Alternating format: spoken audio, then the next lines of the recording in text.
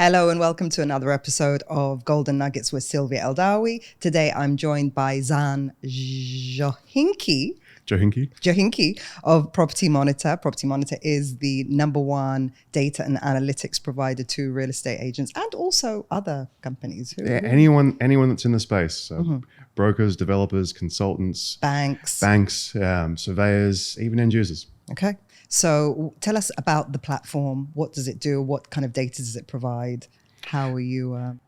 With the goals of bringing transparency to the market, making data available, ingestible, accessible to help drive decisions. Right? It's an educational tool. Right? It's to give people access to things so that they can then have an educated discussion with someone in the industry or make educated decisions backed by data, not just anecdotal evidence or what feels good. So the data we have, it runs the gamut, right? Obviously, we've got the government transaction data in there. So about 1 million sales transaction records, almost 6 million rental contracts in there. And then outside of those, we've now got all the active listings in there. We've got SPAs and MOUs from our clients that get submitted in there, valuations from our clients in there. So we take it from, if you go at the latest point, something gets registered with the government, right? That deals happen months before in some cases, sometimes weeks, sometimes months. We go back through that to give a real-time picture so we can go, right, you've got a transaction. What's happened before? Well, if there's been a mortgage, there's been a valuation. There's been a valuation. Obviously, there's a contract signed. You've got an SPA or MOU recording that. You've got an active listing. So you can start to go through that in the other way, and we're able to get a real-time pulse of what's happened in the market down to an individual property level a lot of the time. Brilliant. So whilst most people might think, all of this data is widely available, I can see what the listing data is by going on the property portals. I can see what the transaction prices were by going on DLD website. You kind of pull it all together. And you've got some algorithms. Yeah, so look, the data is out there. It's in a lot of different locations, and it's not in the same format, if you will, right? It's not, DLD site's great, they make stuff available, there's transparency there, but if you go on there and you want to search for a specific property, it's really hard to find that, or even a specific tower or community. And at the end of the day, it just will give you a list in table format of raw transactions. We take that, we take other sources, we amalgamate that data, right? We cleanse it to make sure records make sense. We take outliers out, or we flag them so that you can see. We augment it with additional data, so you've got a really granular transaction record that then can empower a whole bunch of other things behind it. And that's the thing, because I suppose in the news, we hear more about the outliers. And what's an outlier? If you could just explain what an outlier is, because for people that don't understand data. Yeah, I mean, so there are statistical outliers, and there's just fun outliers. And when you hear about something selling for 500 million dirhams, right? That's a fun outlier. It's real, it's there, but that's not anywhere near the average or normal transaction. Then you've got some that are statistically that just they don't make sense. That for lack of a better word, wrong. One that I always use, you'll get a studio mortgage for 300 million dirhams. Wow. That's a pretty impressive studio. Someone put a few two extra zeros in.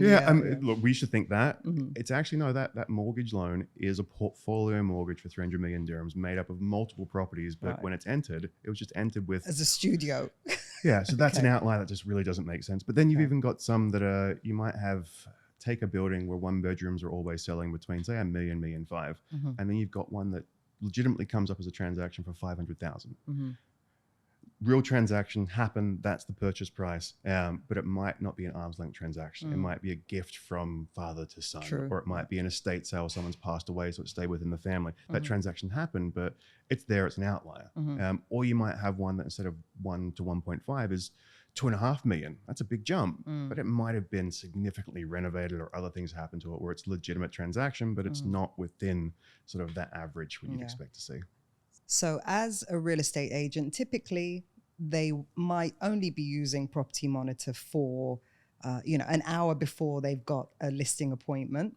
And they'll quickly run, what's it called? The APR report? An APR or a CMA, yeah. CMA report. And they'll pick and choose what fits their criteria. Or actually, some agents aren't even using Property Monitor. They're going on one of the property portals, looking at the most recent listings.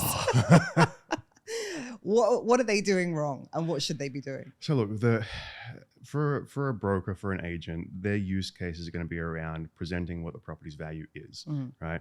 to sell or to buy. Right? So here's one of the things that would always come up is brokers picking and choosing what to use in their competitive set. Right? Yeah, because you get the option to tick or unselect certain outliers, perhaps. Yeah.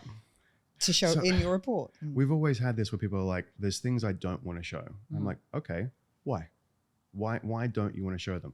Well, that might lead the buyer or seller to want to go to a different price, not the one that I know is right. Like, that's fine. You're probably right in what you think the price should be, but what if they've got access to that data? True. Right? If you're not showing it, right, and they know, you lose credibility. Right. Straight away, you lose credibility. It doesn't matter what you say or if you're right now. When years ago, I was a broker in New York, right? We had great access to data. And when I do a CMA or a report like that or advise on pricing, I'd have my competitive set, which are the ones that I think are comparable to the property. And a lot of time you've not seen the property, so it might have some adjustments after you have. And then I'd have other ones that might be really good comparables, like face value, but when you look at the price, there's obviously something that makes it an outlier or not the best. Maybe the staircase was gold plated, or there could have been significant renovations done to it. It could have been combined with a unit next door. Right? But if someone's in a building, they probably know about that sale. That's where they live, right? Or if they've got investment properties, they might know. You're better off to have it in there and go, this is the reason why I'm not including it, but it happened. It's giving more, they've got access. They can get things right now. Right? You want to show them and justify things to show your value. The worst thing you could do is get caught in the lie. Yeah. So instead of going with a report that only shows the, 5 transactions that you want to show everything, but try and have an explanation. Show everything that's relevant. Obviously, you don't want to go back too far, right? If you've got enough comps in, say, the last 3 months, that's great. 3 months is enough, would you say? If there's enough comps, right? If there's enough trading activity, if there's not, you can go back 6 months. Most people wouldn't go back 6 months or further. I would. If there's not enough transaction activity, you can take something that sold a year ago. Let's say that you're pitching for an apartment that's 2105. It's on the 21st floor, line 5. What if the one above it sold a year and a half ago? The exact unit above, exact same condition, sold a year and a half ago. That's the perfect comparable. True. The only one better is the subject property itself. You can use that and you can adjust it over time. If you knew the average prices in that building had increased, say, 10% in that time period, you can have that in there and go, here it is. If that was moving in line with the rest of the market, no other changes, it's probably increased 10%. So it could be sort of an appendix to your comp set that's there. But 3 months, if there's enough trading activity, your appraisers and surveyors are going to try and stick to 3 months transaction activity. They might push it to 6. They're hard pressed to push it outside of that. Got it. And one thing that I hear a lot at the moment from brokers is this term junk leads. So, if a buyer comes to you and you don't feel that their budget is appropriate in the current market, they're automatically defaulted to a junk lead. But I think there's an opportunity as well to use Property Monitor to help educate and, put a case forward rather than ruling someone out. What could they be doing? Could they be providing CMAs or? So I'd say junk leads, they're more than likely hard leads. They're not easy. Right? People love easy wins. Right? Sometimes you might have someone that just doesn't have the knowledge or education within the market. And if you're a professional in the industry and you've got access to the data, you can help educate them. Right? You help set and manage their expectations. If someone picks up the phone and says, look, I want a 3-bedroom in Ranches for $2 million. Yeah, good luck. But right, maybe they don't know any better. Maybe they've got a budget of X, or maybe they've just plucked it out of thin air. Maybe they've seen a fake listing somewhere. Or maybe they've seen one of your old listings, a bait and switch listing. That's still sitting on the platform. So if you have one of those, if you've generated that lead, or if you've been given that lead, right, you have to qualify it and vet it. And maybe they just need to educate them on what other opportunities are. First, establish what is the budget, what is the price point, right? What's the requirement? Is the requirement purely based around price, or is it I need a 3-bedroom villa in this community? And then you educate them as, all right, if that's what you're looking for, here are the options. Here's what's recently sold. Here's what's on the market right now that's available. It's giving them that insight. And then it might just be, oh, didn't realize that. Or, oh, okay, you know what? That's fine. We've actually got the budget for that. Right? It's not, people are very quick to dismiss a lead. They want the good ones, the easy ones, the quick wins. The ones with the high budget for what they're, or just, even just a high budget, full stop, and they'll go hard for them. But someone who's coming in slightly less than the market. And you will also get, brokers aren't trusted from the get-go. There are a lot of crap brokers, unscrupulous, unethical. You've got a lot of consumers that have been burnt by them. So when what's your budget, their default straight away is to lie. Yeah. Or they'll give, if I tell 10, you 3 million, below. you're going to show me 3.5. Yeah. Right. Whereas you have that real conversation with them. Great, your budget's 3 million. If I find something that's slightly above that, are you interested in it, or are we strictly keeping it below? Yeah. And the best thing you can also do is don't just straight away go for everything that's right at that budget. If you find something at 2 point, present that. Right? Give them those options. The last thing you want is someone that you're working with to go, they are just looking for the maximum. Yeah. What's 2% of whatever number they can get? Yeah. And I think all agents have like an auto calculator in their head of what the commission would be. Yeah. The last thing you should do is calculate your commission. Yeah. The other thing that you shouldn't do is show a property based off how much you're going to get paid. Right? Pet peeve is, it's great for developers to separate themselves and offer incentives to brokers, right? But if you're working with someone and you're making the decision, this developer's offering me 3%, this one's offering me 7%, and you're leading that buyer to the 7% because it benefits you when the one that's lower is better for the buyer, that's a breach of fiduciary obligation. That is what's wrong with some people in this industry. It's fine, do you want to make money, but you need to present the options that are best for the buyer. If it happens to be the one with the highest commission, that's a win-win. If it's not, it's still a win. Right? And what are the other problems that Property Monitor solves for the ecosystem?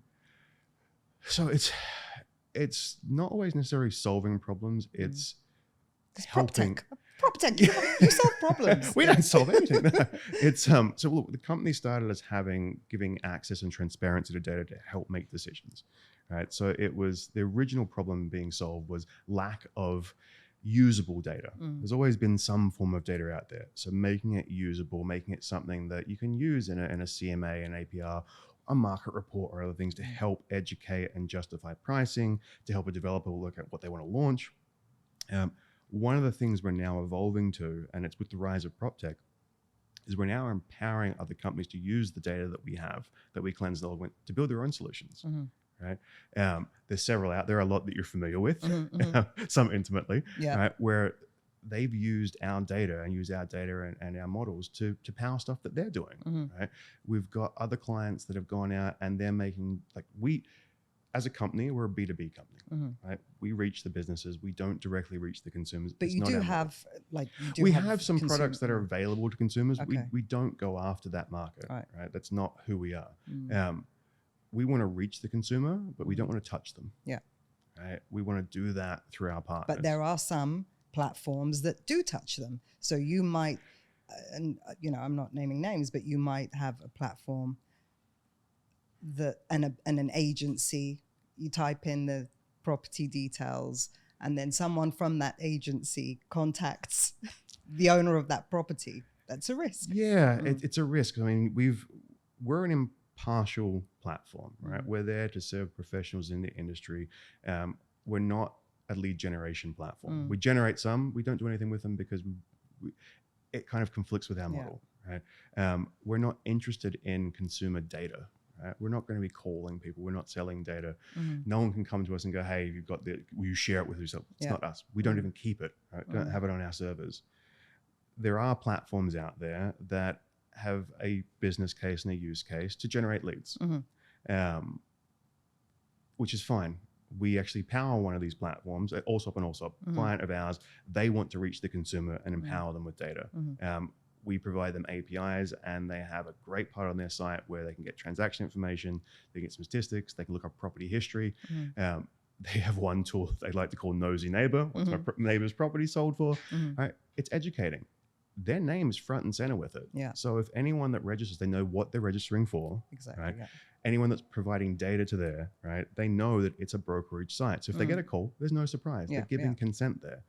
Yeah, there are some platforms out there that aren't as transparent as they could be, right? Where if I'm going on somewhere, entering information that's guiding someone to, hey, there's interest in this property, and then I'm getting a call from a third party that wasn't linked to it. It's not a good look. Yeah, that's one step away from cold calling. So as a former real estate agency CEO, because you were the CEO of Keller Williams, Yeah. Dubai and New York. So I started many, many moons ago as a broker myself. And then when Keller Williams launched in Manhattan, was part of the team there as the COO.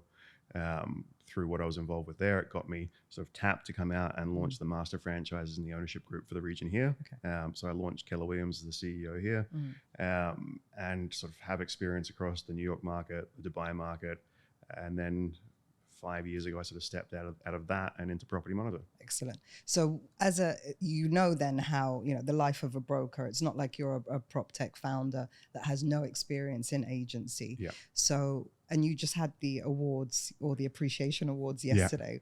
Yeah. What do the top agents have in common? Are you finding the way they use the platform? What daily habits would you instill if you were going back into agency management? What would you be saying?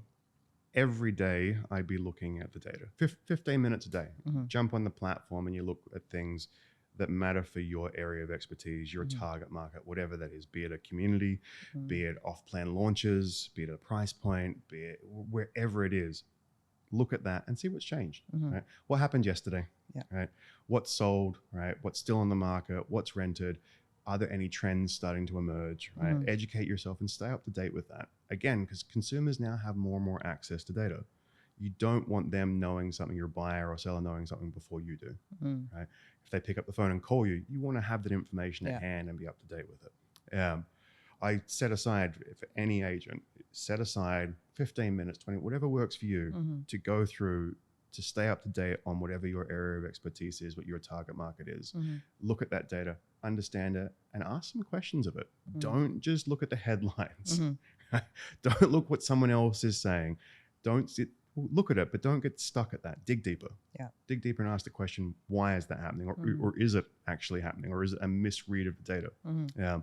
There was an issue recently where off-plan transactions looked to have basically completely stopped overnight. Yeah. We saw monthly transactions for off-plan drop about 40% in 1 month, and the next month down another 40%. It was like the wind was completely sucked out of the sails.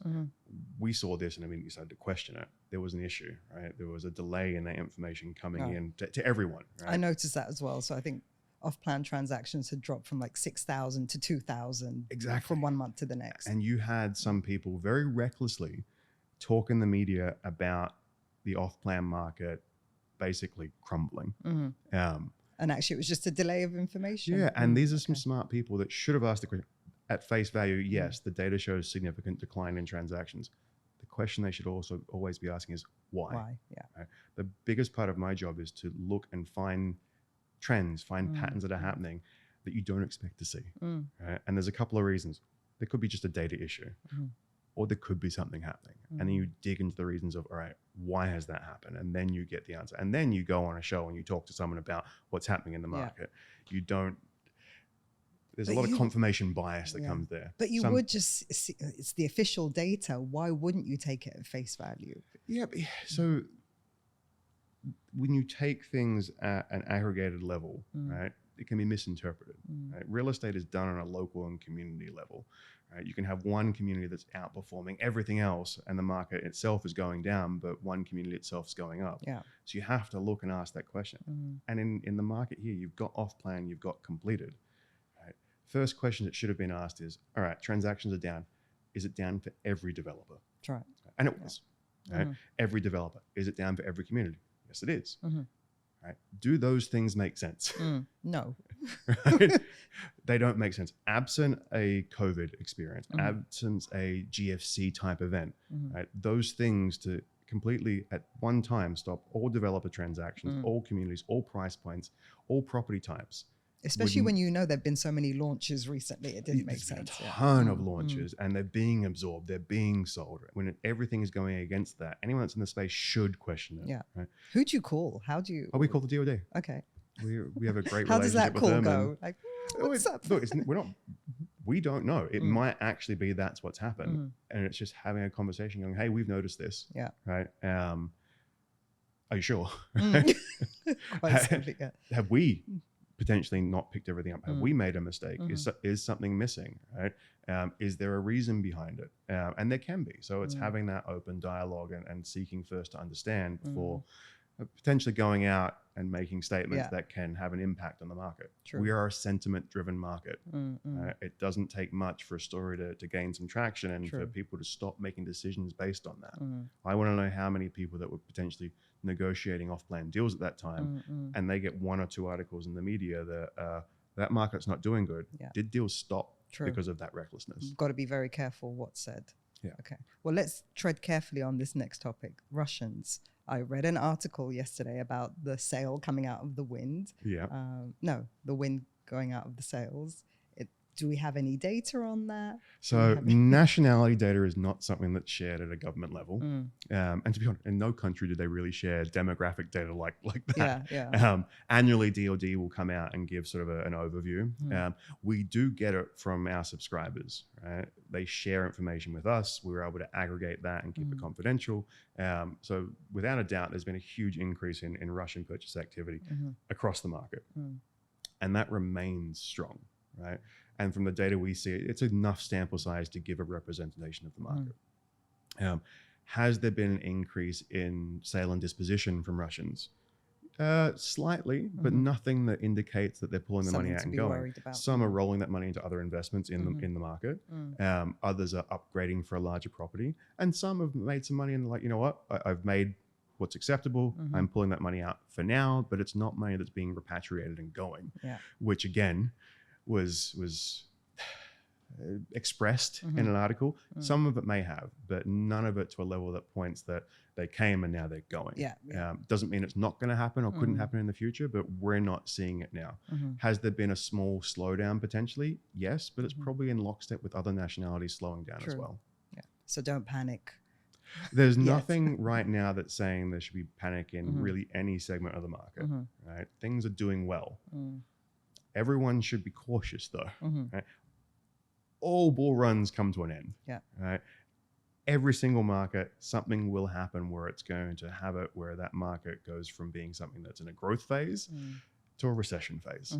Right? And you just have to be ready to battle those storms. You have to plan ahead. And how do you, as an agent, plan ahead? How do you stand out from the competition? What would your advice be? So there are 14,500 agents with licenses in this city. Licenses, Add in the taxi drivers and everyone else that also dabbles in the market. That's a big number to compete with in the first place. And in that number, there's not a lot of differentiation, which is the problem. Those that fail to differentiate themselves will fail. They'll be the first to be culled when the market switches. A lot of them don't have focus. One of the most important things as a broker in the business is to have focus. Don't care what the focus is. It might be a nationality, right? If you're Russian and you have access to that market, milk that for all it's worth, right? Now and in the future when the market changes, be in that position to be their trusted advisor that educates them. If it's a community, if it's off plan, if it's a certain price point, know that inside and out and don't stretch yourself. Don't try to know it all. Have other people in your office or other companies that if something comes up that you can work with them or hand it over to them. Be an expert in something. Have that focus and put your energy behind that. When I was a broker, my best times were the worst years of the market. I got into the market, I think 2005. I got a couple of years under my belt before the market started to shift, which was great. I built up a good referral base in the business. I built up a good knowledge base. Right? I was in a position that when the market shifted, people still have to sell, people still have to buy. And it was being there and having provided value to them over a number of years. And then it was just when the market changes, you want to be with them. You want to get ahead of it. Give them advice. If you know someone took out a mortgage at a really high rate and that it's coming up to reset or something, present options to them. You don't look at making money from it, right? Just send them an article that might relate to them. Keep them abreast of the changes in the market so that when they do have a need, you're the one that's top of mind. And that's something Waleed was a real champion for in a couple of episodes ago, where he was talking about add value. You have to be constantly adding value. And like you said, just shooting over a quick article thinking of you. You know, I'm not trying to sell or anything. I just thought of you. I saw this article. I thought of you. I'm sending it to you. Yep. You're staying top of mind. And that's two bits of advice. So one is kind of your original advice is niche down. Yep. The riches are in the niches. Oh, I love that. As they like to say in the US. And add value. And by, you know, data is the easiest way to third party, impartial, I'm intelligent, I'm using credible sources to provide you this value. Yeah. So we were talking before about the APR and selling, and the fact most of the time it's used to educate a seller on what price to list at. Every offer you submit should be supported with one as well. Yeah. Right. If you have a seller that you That's think a might good be point, unrealistic, actually, because people are thinking just use Property Monitor before the listing, but you can use it at several. if you're representing a seller, right, and you've used Property Monitor, you've advised them on price, that price has been set. And let's say you set it at 3 million, right? And then 2 months later, I come to you with a buyer and I'm presenting an offer on their behalf, and I've done my research on it, and I'm offering you 2.9, and I'm justifying it with comps right now. Things might have changed in the last 2 months. I'm now presenting an offer that's based in data, right? Real Not just because they want a discount of 10 of 100,000. It's like, here's the data to support this offer. That now lets you go to the seller and go, we've got an offer of 2.9. Actually, Since we last spoke, things have changed. If you're a good agent, you're probably giving them monthly updates anyway, right? Redoing your APR or CMA to go, hey, the market's gone up, gone down, we need to adjust price, or if offers come in, we need to be flexible, right? Presenting everyone with that. And even, look, if your buyer says, yeah, offer 2.9, and you think it's 2.8 and they've got the data to prove it, you can save your buyer 100,000. Yeah, right? You've got that wiggle room to negotiate and go up, but that buyer's going to love you if you save them 100,000. Not if you're going to take the 2.9 and top up. And at the end of the day, don't get me started on top ups. And anyone that wants to make 2% on 100,000, you're in the wrong business. Okay, so using it before listing, using it while negotiating an offer, use it during your with listing. your buyers as well, during the listing for updates. After you've sold a property, right? If I bought something and every 6 months I'm getting that APR, that CMA from the broker that I bought it through. I'm keeping abreast of where that value is. Or even if it could be too time intensive, we have our AVM, our automated valuation model, that does it for you. Right? It will use our algorithms and models to give the updated price. Right? That can just be sent out. That's a great touch. That's a great personalized piece of value that you can send out and stay top of mind with it. And then that stuff gets shared. Because there is that tendency to feel once the commission's collected, Bye. that's it. Bye. See you later. But yeah, that's a really good bit of advice, is that you can have just a touch point. You don't have to have a conversation with it. Just, I know every 6 months I'm going to get a WhatsApp report from, reminding me that I made a good purchase. Not only that you made a good purchase, but you're top of mind. And if you want to succeed in this business as a broker, it's about those connections and about the business you're going to generate from that person in the future and through referrals. Absolutely. There is nothing better than referrals. You want to talk about a good lead? Is one that refers you. It's a referral. It's not the junk one that you think you've got that's hard work. It's a referral that comes through. And if you're sending something of value, they forward that WhatsApp. If they forward that email, right? If they go, you know what? My broker. Yes. Right? That's my the key. broker sends me this information, not a broker. Not one of those. Wow, that is the ultimate goal, isn't it? To be the broker, not a broker. Yeah. Look, so someone's my broker, not a broker. Yeah.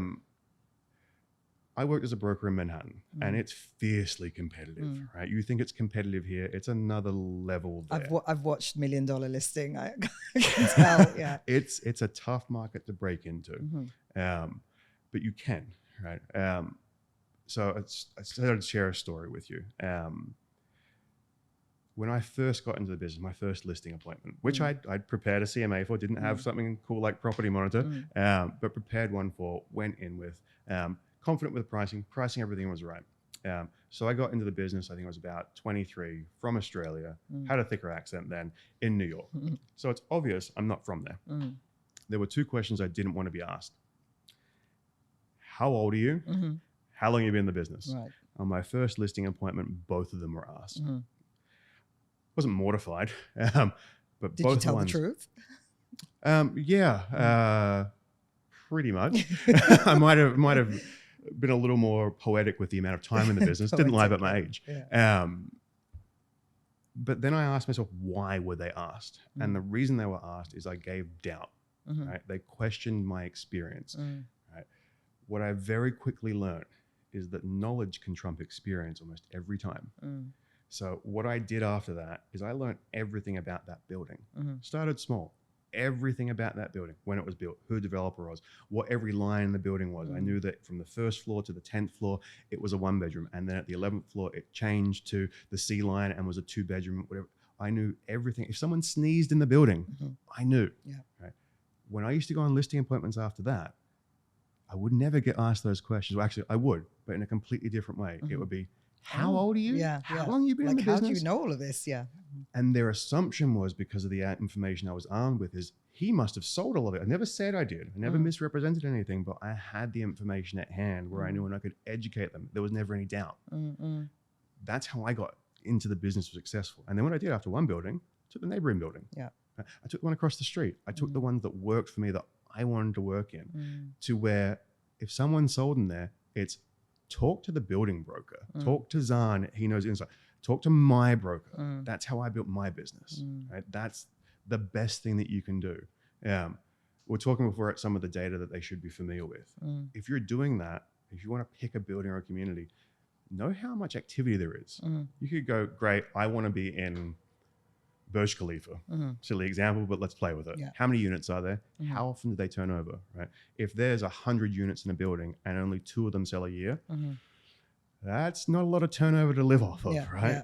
If you're in a building that's got a good solid turnover of 10, 15% of the units every year, or the villa community or wherever you are, that's enough to break into. Look at who the competitors are handling those. If you've got a my broker already in there that is doing a great job, you're going to have an uphill battle to break into that.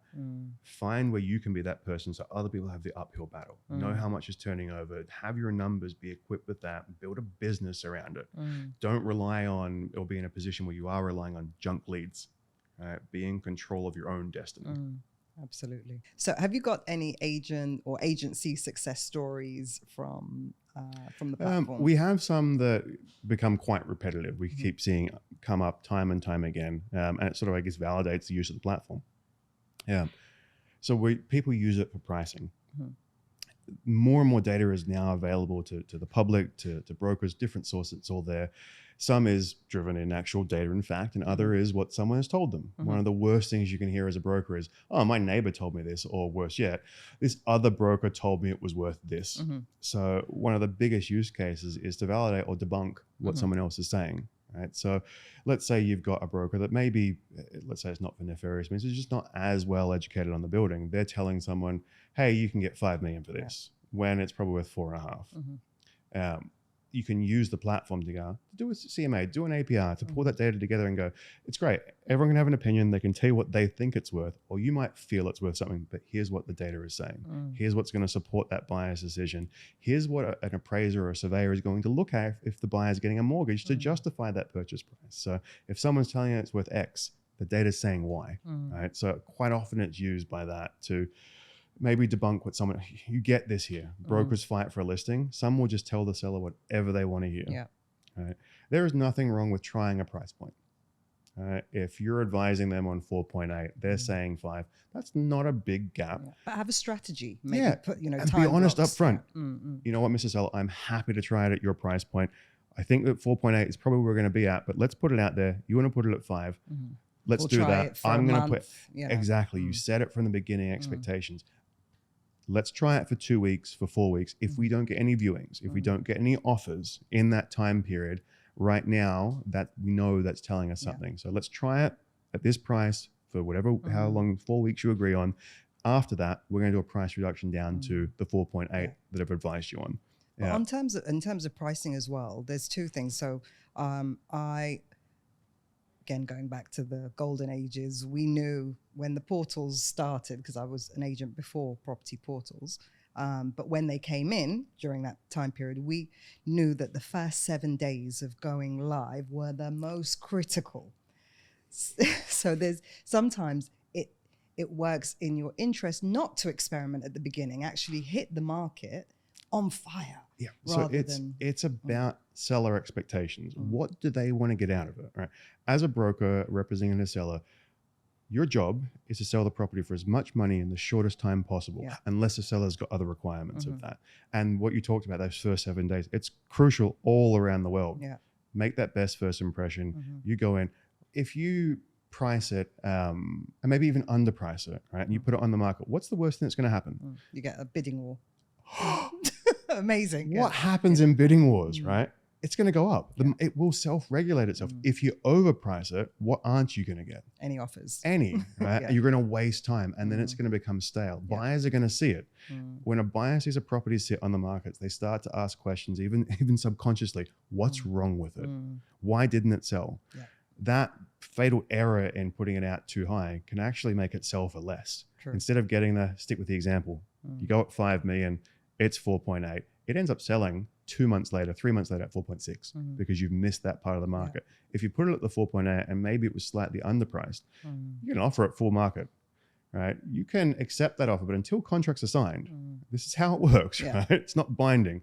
You're obligated as a buyer's agent to bring any offers until a contract is signed. So, and another one comes in at 4.9. Right?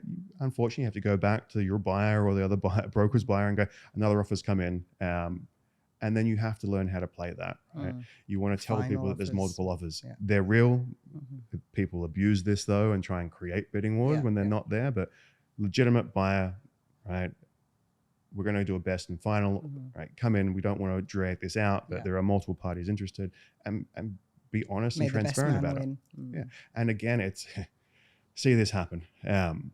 We all want to make money and as much money as possible. When you get into one of those scenarios, you have to be completely unbiased and not thinking about yourself. If another broker comes in at 4.9 and you've got your buyer that came in first at 4.8, doesn't matter. Seller's decision. Doesn't involve your wallet. Right? You've got to present that. You try and get your buyer up as well. Right? Again, it's about you have a job, a fiduciary obligation to that seller. And time again, I see brokers more interested in how much money they're going to make. What they don't realize is the more money you make for that seller, the more business you're going to do in the long run. Absolutely. It's the long-term wins, right? Short, quick gains. It's actually one of the problems with this market. New York. You get into that business, or most people get into it with the idea of it's a career. I'm not moving to New York to be a broker for 2 or 3 years. So you get into that business and you make decisions that are building a long-term business, and that long-term business on the success of your reputation and generating referrals and repeat business. You can't risk short-term wins at the expense of a long-term business. You want repeat business from that person and referrals. Here, the very nature of Dubai is it's transitory. We're not citizens. We aren't necessarily here for the rest of our lives. Some people coming out going, couple of years, make some money, it's going to be adventure, have a great time.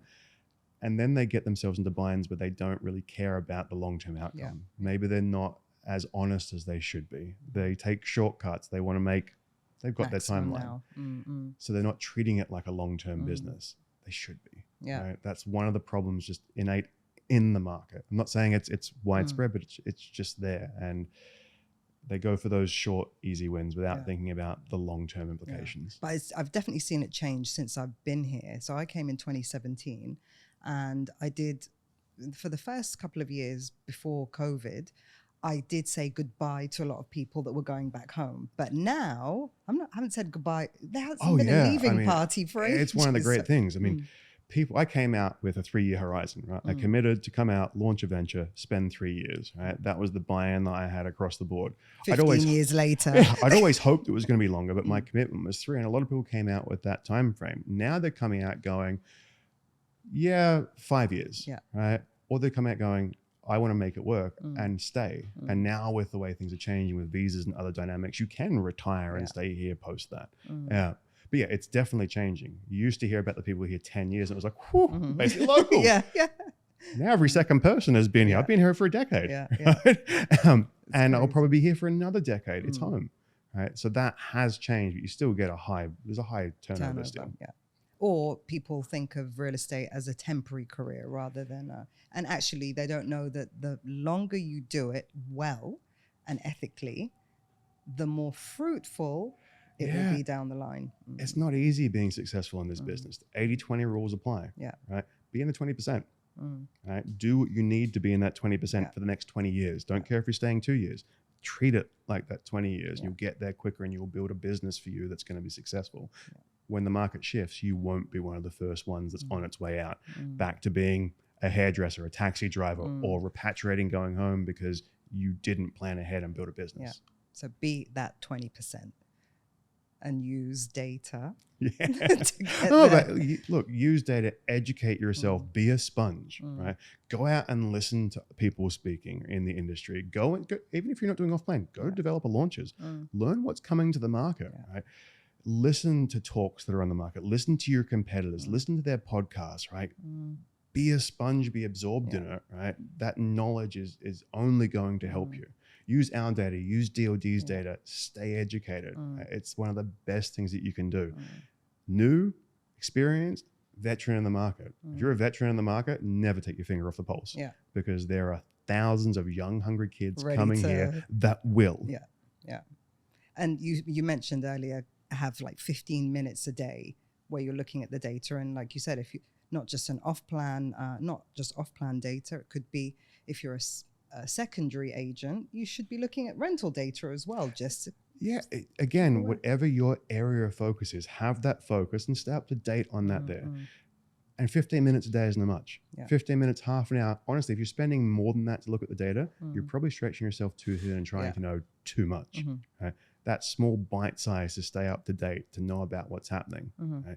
There's nothing better than if a client calls you and goes, did you know? And you have the information. And you didn't know. Or even, it's the worst thing that can happen, right? They know more than you. Right? If you're an off-plan, did you know about this launch coming up? You didn't know? Shame on you. If you're an expert in a building and something sold a day ago and you didn't know, shame on you. I wish that you did the deal, but you should still know there, right? You should know if it was advertised in the market, even if it wasn't. Look at those transactions. Use our platform and others. Set up alerts so that you get notified. But go in and spend 10, 15, 20 minutes a day just to reabsorb that information. And then going back to the pricing strategy of, perhaps not going in at the highest price first, and so that you end up in a bidding war.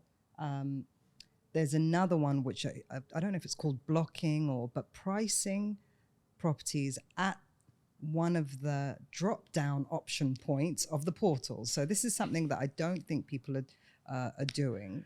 Yeah. So look, like that I think an example is, for example. Yeah, the round numbers, right? People don't like. It's 5 million. Don't price it at 5. Price it at 549 in case the search filter there. I actually don't think it's as common as it used to be in there. I'm actually surprised that some of the portals haven't adopted a strategy that the airlines do. Is this date good, or you got flexible plus minus 1 day? Oh yes, We've got an idea why you wouldn't put that in your search filter. Are you flexible 5-10% above and below that price point?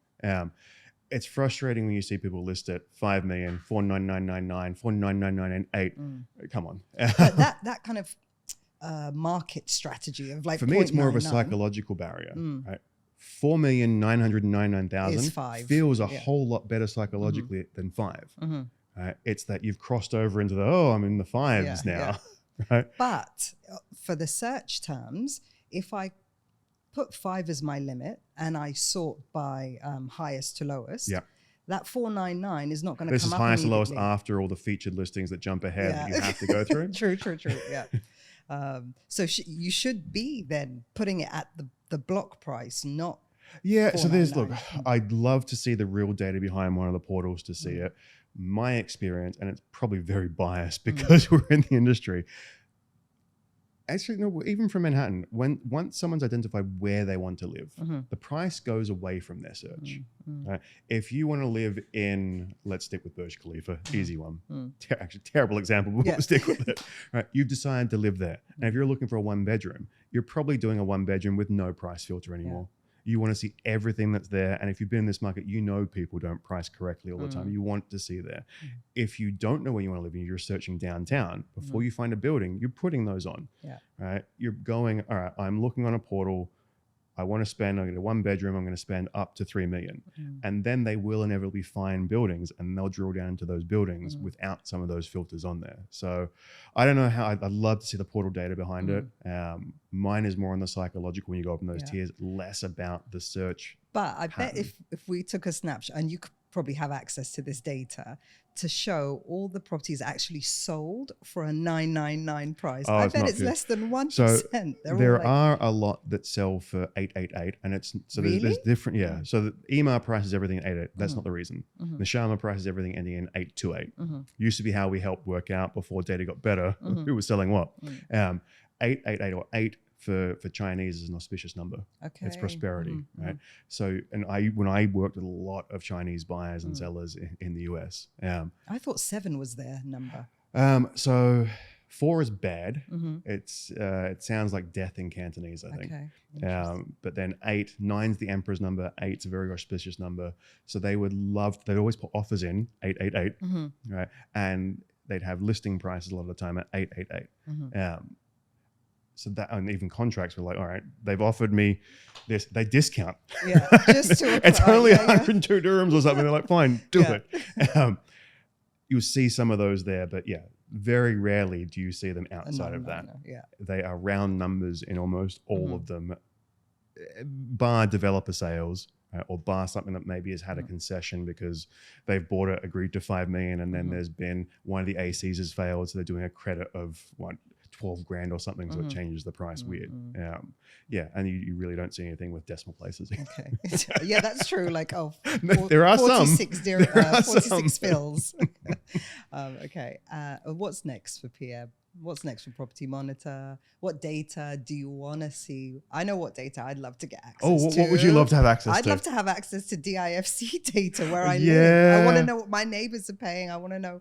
It's a work in progress, but it takes time. One of the ones we wanted for the longest time was Ijari data. And look, I mentioned before, 6 million records. We still aren't using it all because we are cleaning it up and putting it into a format that makes sense for what we want to do with it. So getting that was a huge win. Other data that I'd like to see, we've got more population. Or nationality data would be great, but honestly, you look at other markets around the world, they don't look at it. They don't give it. Right? We are a very different market. It would be great to have, but with data privacy laws and other things that are there, I don't see it happening. We get a large amount that we keep, we anonymize it and we keep it from our clients, we aggregate it so we can generate some stuff from there. What I'd like to see more of, everything. Give me more numbers, more numbers. I would like to see immigration numbers more. Any demographics would be great. It's great to see population go up, but we don't know what the makeup of that population is. We don't know how many are leaving. So we do get net numbers, which is great. We're going to be putting them on the platform as sort of an overlay to some other data in the coming year. But when population last 12 months, it's gone up about 100,000. But we don't know if that 100,000 are buyers in this market or even making enough money to be buyers in this market or contribute to this market in meaningful ways for our business. They could be construction workers. They could be construction. Could be sub-blue collar laborers, which really drive the growth of the city, but they don't really drive the economics of it. And they're not buying the properties that are being launched. So we talk about, great, 100,000 in population, 77,000 new units. To put those in perspective, that 100,000 is 3% population growth. That's a nice, strong number. New launches, we've currently this year added about 8% to total housing inventory. That will materialize in the next 3, 4, 5 years as they hand over. So we've got that gap that's there. And that's fine to have. And over time, it will probably balance itself out. We want to make sure there's enough there when those handovers come. But that 100,000, if 50% of that is not going to be in that buyer pool, that's a concern. So I'd really love to see some sort of breakdown around that. I'd love to see more about income levels. I don't need to know what your income is, unless you want to tell me. But to have that where we can actually do what's affordable here. Right. We don't know really what the average person is making. Right? To have that with population numbers, we can really start to output some really cool stuff to advise people on and developers on where they should be building. Everyone wants more affordable housing, but we don't have the data to really go, here's where the real need is and the price point. Other data that would be great to have, there's you give me cell phone data of where people are moving and migrating to. That will be great. What we don't care for, we don't want buyer and seller information. We don't want personal detail. Yeah. We have no use for it. Yeah. Right. We'd like to see what their behaviors are. We don't need to know who it is. And why we want that data is to, again, advise buyers or brokers on where to focus, to advise sellers on where to focus and what to build. And we'll get some. Dubai, I have to say, is very progressive in what they've made available. And you're going to see other markets follow suit. Saudi is going to be one. They have the perfect role model in Dubai. The blueprint, yeah. Yes, and they're going to look at what took 20 years to achieve here and try and do it in 10. Yeah. And that's the best thing when you've got that blueprint. And they've got a lot of money to go behind it. And Egypt as well. Egypt is going to be one of those other markets that come up. I think you've hit on the biggest two in our region that are going to experience significant growth, where the government wants to drive that growth. Saudi's got goals for home ownership, which is going to open up more mortgage and financing opportunities. Egypt has a market that is very fragmented to sort of 3 or 4 main areas where it's prime for growth there as well. Not always stable, some of these areas, but I think you're going to see a lot of change in the coming years. Saudi is going to try to compete with this region, with the UAE and specifically with Dubai. MBS has done some wonderful things to progress that country. Moving out here, everyone would think of Dubai as Saudi. It would be like, it's not Saudi. Saudi's not Saudi anymore. Right? It has changed so much and changed for the better. But we're at the point where you've been able to drink here forever. Right? You've been able to live with someone that you're not married to in the last sort of 2 years. Gambling is coming. All these things that for this region aren't freedoms that are given so freely. It's going to take a while for Saudi to be able to embrace those. Will they in time? More than likely. It's way beyond our pay grade, right? But you've seen so much progress there. There's certain things I don't think that you'll see in the same time period. Those ones I just mentioned. Gambling's one that took a long time to come in.